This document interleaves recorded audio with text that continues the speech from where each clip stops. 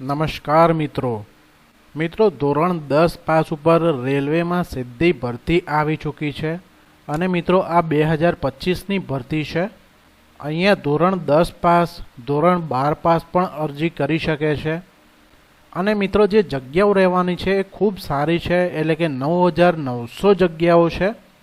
ભારતીય રેલવે છે એટલે ડાયરેક્ટ ઇન્ડિયન ગવર્મેન્ટની જે લાભ મળવાપાત્ર થશે। અને મિત્રો અહીંયા આસિસ્ટન્ટની ભરતી છે, એટલે કે જે લોકો પાયલટ હોય છે એના જે આસિસ્ટન્ટ તરીકે જોબ કરવાનું હોય છે, એટલે કે તમારી જે જોબનું પ્રોફાઇલ હોય છે એ ખૂબ જ ઇઝી પ્રોફાઇલ છે। અને મિત્રો અહીંયા ઓફિશિયલ નોટિફિકેશન પણ જાહેર થઈ ચૂક્યું છે।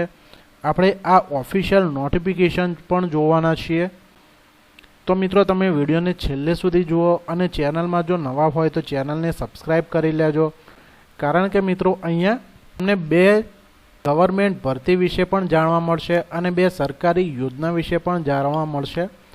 તો મિત્રો તમે ફટાફટ ચેનલને સબસ્ક્રાઈબ કરી લેજો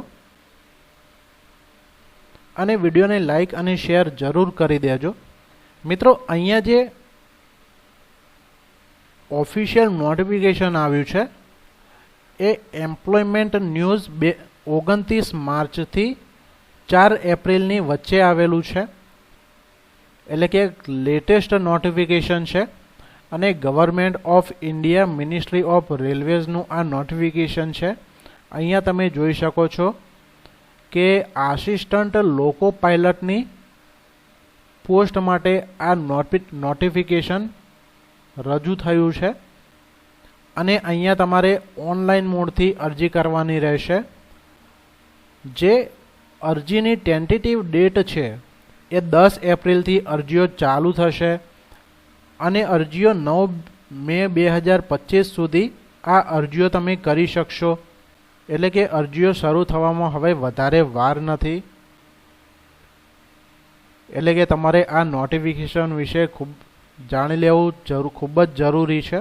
મિત્રો આસિસ્ટન્ટ લોકો પાયલટની એમાં 7th CPC એટલે કે 7મું પગાર પંચ આપવામાં આવશે, જેમાં તમારે જે શરૂઆતનો પગાર પે સ્કેલ રહેશે એ 19,900 પે સ્કેલ રહેશે, એટલે કે બેઝિક પે સ્કેલ પણ ખૂબ સારો છે અને તમારે 18 થી 30 વર્ષની ઉંમર હોવી જોઈએ। SC ST અને OBCને જે એજ રિલેક્સેશન મળવાપાત્ર થશે એ સરકારના ધારાધોરણ મુજબ એજ રિલેક્સેશન મળવાપાત્ર થશે। અને જે ટોટલ વેકેન્સીસ છે મિત્રો એ 9,900 છે, એટલે વેકેન્સીસ પણ ખૂબ સારી છે। હવે નોટિફિકેશનમાં ફૂલ નેમ અને ડેટ ઓફ બર્થ તમારે 10th ક્લાસની માર્કશીટ પ્રમાણે ભરવાનું રહેશે અને આધાર કાર્ડ વેરીફાઈ કરાવવાનું રહેશે।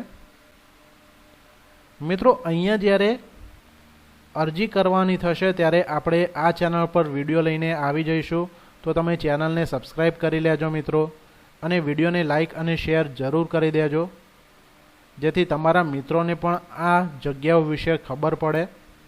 નવા વિડીયો સાથે મિત્રો ફરી મળીશું, ત્યાં સુધી રજા લઈએ। Thank you.